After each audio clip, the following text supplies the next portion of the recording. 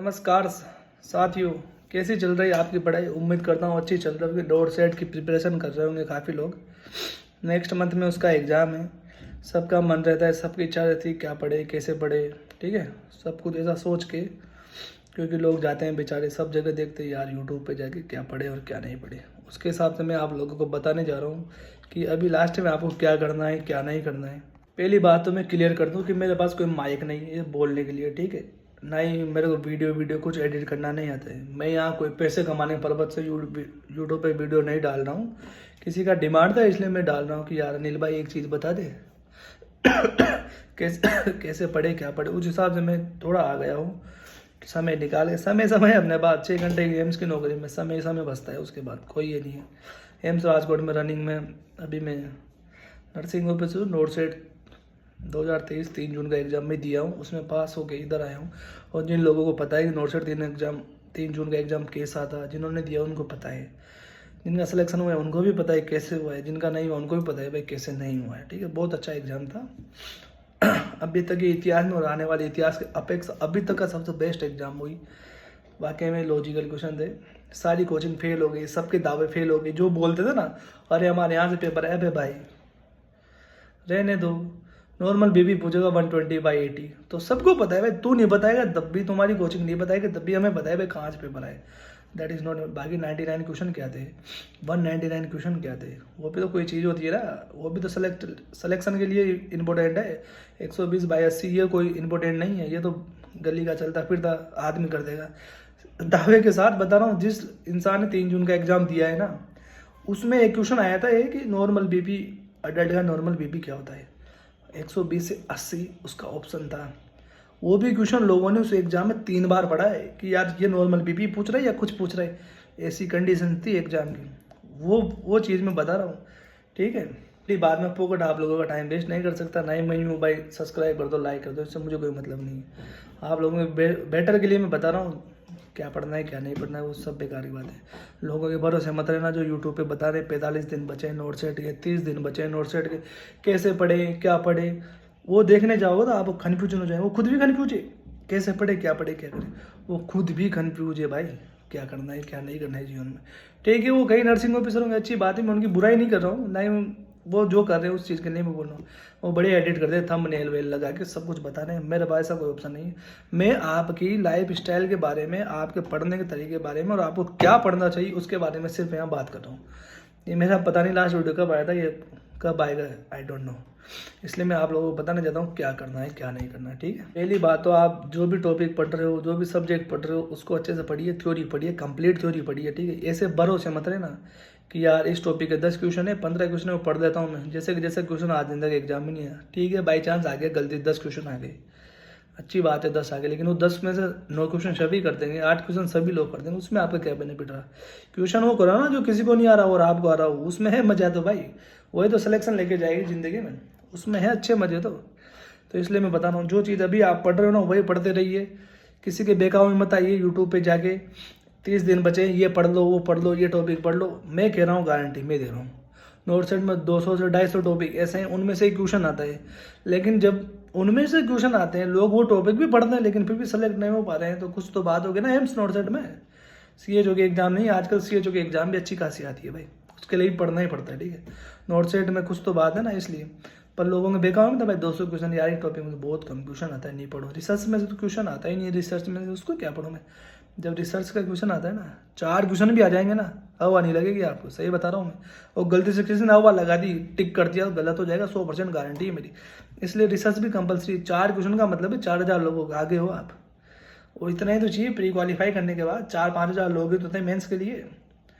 तो आपको हर सब्जेक्ट को बराबर प्रायोरिटी देनी है, बराबर पढ़ना है। जो इंसान ये सोचता है ना आओ एमएसएन तो प्री में आ गई, फाउंडेशन प्री में आ गया, उसमें नहीं पढ़ो, वो कभी नौकरी नहीं कर सकता। जो लास्ट के 30 दिन पढ़ेगा वो कभी नौकरी नहीं कर सकता। इसके लिए सब लोगों को पता है, जो पढ़े 6-6 महीने 1 साल तक कंप्लीट मेहनत करनी पड़ती है, उसके बाद नौकरी लगती है।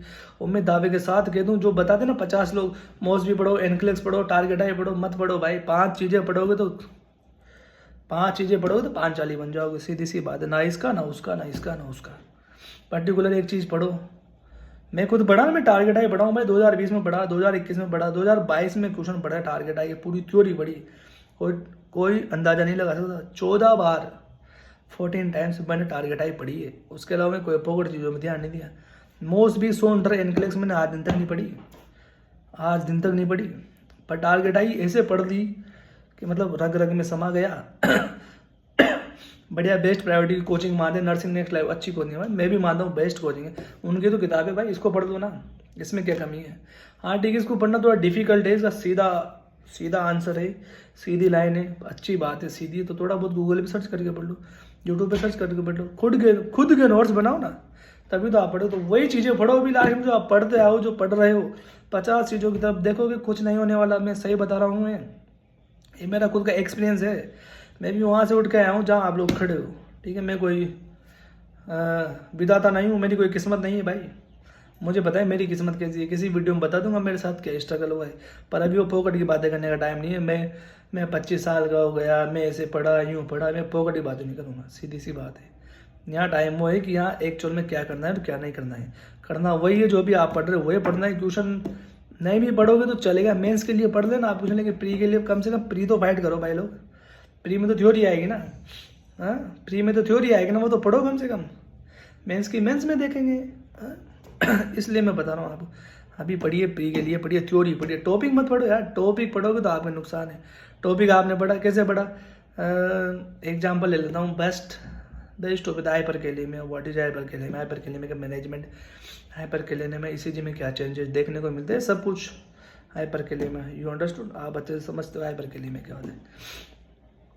तो उसके 10 क्वेश्चन पढ़ लिए भाई, ठीक है। टोल टी हो गया हाइपर कैली में, है ना।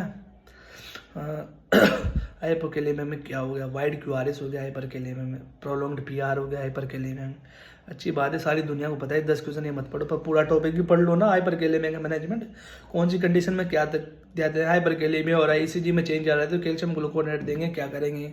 हाइपर कैली में हो रहा है ईसीजी में चेंजेस नहीं आ रहा है, कार्डियक स्टेबल है, मेटाबॉलिक एसिडोसिस होता है, बाइकार्बोनेट देंगे, क्या देंगे। ऐसे देखो ना भाई, हर जगह कैल्शियम ग्लूकोनेट चेप दोगे क्या हाइपर कैली में, वो भी तो सही नहीं है ना। तो थ्योरी पढ़ोगे तो चीज़ आपको वहाँ से मिलेगी ना, हाँ भाई क्या पढ़ना है क्या नहीं पढ़ना है, कैसे क्वेश्चन करना है, क्वेश्चन क्या पूछ रहा है। क्वेश्चन पढ़ोगे तो बुद्धि भ्रष्ट हो जाएगी, बिल्कुल क्वेश्चन नहीं पढ़ते रहोगे तो बुद्धि भ्रष्ट हो जाएगी। आपको ऐसा लगेगा ओ ऐसा क्वेश्चन मैंने पढ़ा था क्या, ओके ये इसमें ये सही है। जैसे टिकिया बाहर आके देखा, सॉरी यार खत्म, खेल खत्म है, बिल्कुल खेल खत्म है। उसका एग्जाम्पल मैं दे दूँ, नॉर्सेट 7 में क्वेश्चन आया था, 6.4 मिली इक्विवेलेंट पर लीटर पोटेशियम का लेवल बढ़ा हुआ है, नॉर्मल से ज़्यादा है, ठीक है। कार्डियक अनस्टेबल है, कार्डियक डिसअरिथमिया हो चुका है, तो आप पहली प्रायोरिटी क्या करोगे, 1 से 2 ml बोलो आप दोगे कैल्शियम ग्लूकोनेट का, स्लो आईवी दोगे या क्या करोगे। तो अच्छी बात है, जिसने 1 से 2 ml बोलो दिया अच्छी बात है, क्योंकि कार्डियक स्टेबल नहीं है। तो स्टेबल करने के लिए सिर्फ कैल्शियम ग्लूकोनेट देते हैं, हाइपर कैलेमिया का मैनेजमेंट नहीं है। कैल्शियम ग्लूकोनेट की चीज़ याद रख लेना, हाइपर कैलेमिया को आप मैनेजमेंट नहीं दे सकते कैल्शियम ग्लूकोनेट को, समझ। जैसे अब नोट से डेट में सेम क्वेश्चन रिपीट हुआ, बस क्या पूछा उसने, कार्डियक स्टेबल है, लास्ट में क्वेश्चन में जोड़ दिया मेटाबॉलिक एसिडोसिस हो रखा है, तो आप क्या प्रायोरिटी करोगे, आप क्या करोगे। तो आधे लोगों ने सेम वैसा क्वेश्चन चेप दिया। आओ ये नोट सेट से उनमें पूछा था, 8 में भी पूछ रहे हैं, 8 में ये लगा देता हूँ मैं, गलत हो गया भाई साहब। नोट सेट 7 ने पूछा था कार्डियक स्टेबल नहीं है, इसमें पूछा है कार्डियक स्टेबल है, तो मेटाबॉलिक एसिडोसिस प्लस 1 पॉइंट और ऐड कर दिया ना इन्होंने। तो भाई सोडियम बाइकार्बोनेट दो ना, जब कुछ हो ही नहीं रहा तो सोडियम बाइकार्बोनेट दो, एसिडोसिस को मेंटेन करो भाई। एसिडोसिस भी बहुत कुछ करा सकता है ना बॉडी में, बस। तो ऐसे आपको तरीका आना चाहिए, कैसे क्वेश्चन करना है, क्या करना है, पढ़ने का स्टाइल होना चाहिए आपके पास। उसके लिए आप क्वेश्चन पढ़ो, कद्दू भी नहीं होगा क्वेश्चन से, बस आपकी प्रैक्टिस हो सकती है भाई। ऐसे क्वेश्चन स्पीड से आप note except all are correct not correct ये पढ़ समझ सकते हो आप।